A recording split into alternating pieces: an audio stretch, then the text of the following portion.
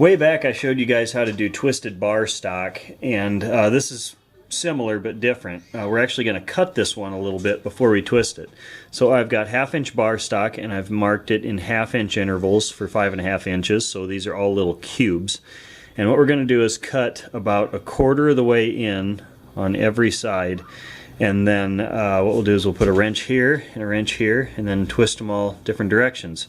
So, you know, pretty self-explanatory. If you want a refresher on twisting bar stock, you can go back to my other video, and I believe it's in my shop tips playlist. But also, one trick I picked up is if you've got a big section of it hot, and say you did not want to twist it here, but you wanted to twist it down here, what you can do to this spot that you don't want to twist but is hot is just get a squirt bottle of water and just hit that spot with some water, and it'll cool down just that spot so that it doesn't want to twist, and then you can twist out here. So there's your quick tip, and now let's go ahead and speed the camera up a little bit and do some cutting.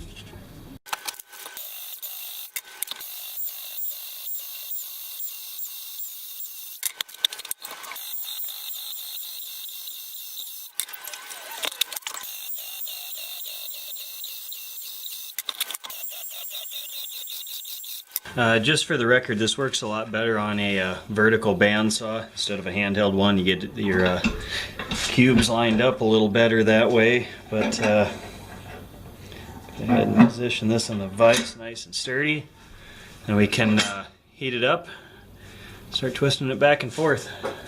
Now, one thing I will suggest is that when you heat this up, it's going to expand a little bit. So 1/2 inch bar stock, 1/2 inch wrench, right? Well, it's going to be a little tight with a 1/2 inch wrench. You might want to go one size up, or find a metric one that's close to what you're doing, or just use adjustable wrenches like I do.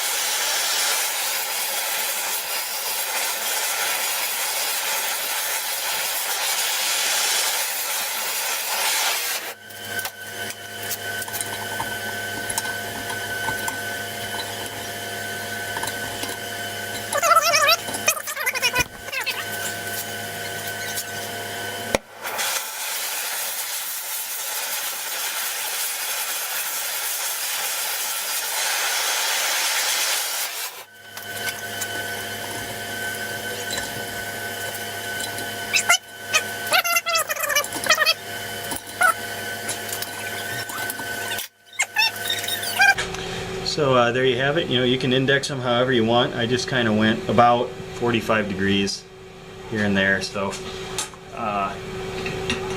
you just have to.